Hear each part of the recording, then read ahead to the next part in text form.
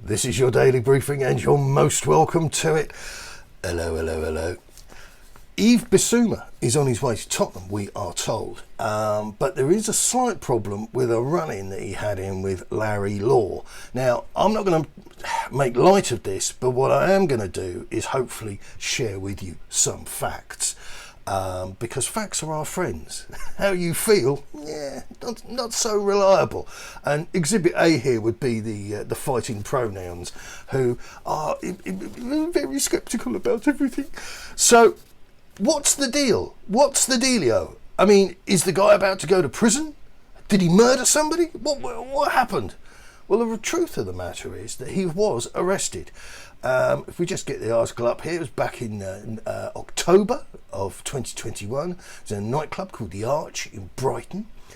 Sussex Police swooped at 1:30 a.m. and got a cracking little quote here from somebody who was on the scene at the time. And he said, "The club was packed as it was a popular student night, especially with the freshers in town. People were starstruck to see Bissouma in the club. He's Brighton's best player at the moment, so definitely caught some eyes.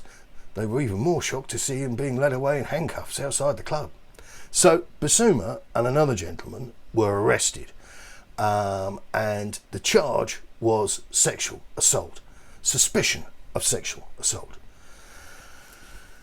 That was the reason that they were arrested, suspicion of sexual assault. I have no idea whether they're guilty, innocent or otherwise. No idea at all. But what I do know is that then what happened is that sometime later the bail was extended, and this was December of that year, 2021. It was extended for Bissouma, and it was extended for his companion, his colleague.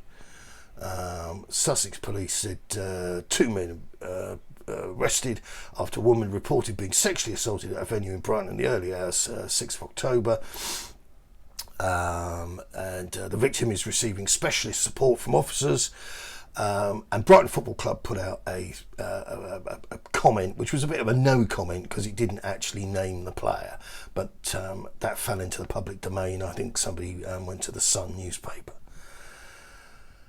So after that, Bissouma and the other guy, their bail had been extended, and their bail was then revoked, was done away with, and they remained under investigation, which is police parlance for the whole thing had been kind of a bit inconclusive. The CPS, who would take all the information that's provided and then decide if the prosecution would be a safe one or an unsafe prosecution, they could then come back and charge one or both of the individuals, and Bissouma and his companion could end up in court.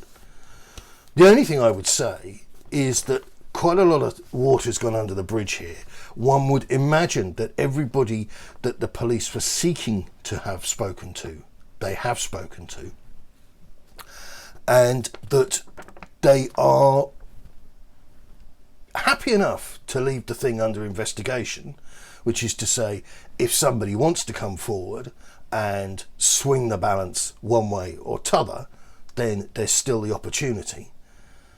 But right now, Bissouma hasn't been charged with anything. Bissouma is an innocent man. And what I would say to you is that he's been playing football on a week in, week out for Brighton Hove Albion Football Club.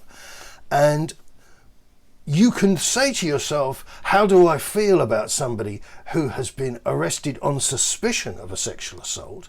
And I think most of us would kind of like recoil and say, yeah, not really someone I want to hang around with. But the reality is that you are innocent until proven guilty. So anybody complaining or anybody kicking up a little bit of dust here about Bissouma's character or his personality or whatever you want to call it needs to be careful, because the man hasn't been charged and he hasn't been convicted. And all I would say to you is that in my time on the planet, the world's full of pretty rubbish people. Not in the main, but there's enough of them out there to swing things in their favour. So you can decide how you're going to approach things in life. You can wander around getting up every morning, being appalled by this and shocked and horrified by the other, or you can try and find your own way through life. Are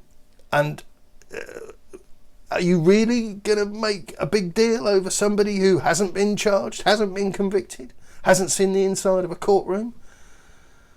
I think there's bigger fish for you to fry out there, personally. Good luck. Keep it on.